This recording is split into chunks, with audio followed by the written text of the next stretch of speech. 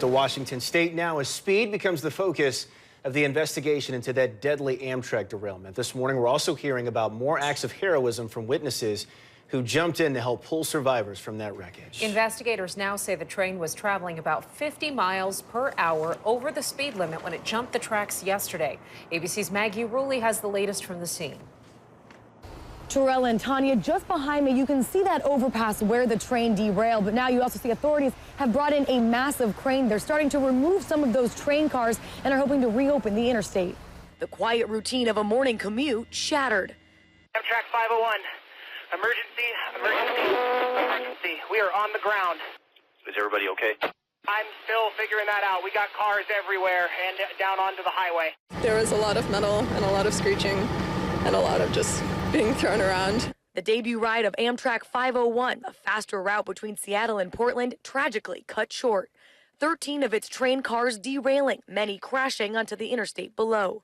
People are flying, you're like, oh my God, this is real. It was almost like being inside a dryer machine, shook completely to the other side of the train and then back. The NTSB is on the scene working around the clock, and preliminary findings recovered from the data recorder show the train was traveling at speeds of 80 miles per hour in a 30-mile-per-hour zone. Passenger Chris Carnez even tweeting about the speed just moments before everything derailed. I could see that, that someone had been catapulted from the train onto the ground. When Dan Konzelman and his girlfriend came across the accident, the Eagle Scout sprang into action.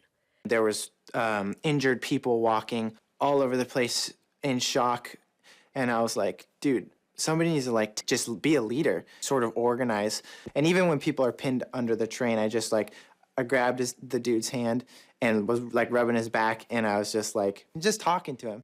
Authorities are also questioning why positive train control wasn't activated. It works kind of like an autopilot and can slow down a train that's moving too fast. Now officials say it was installed on these tracks, but for some reason it wasn't in use.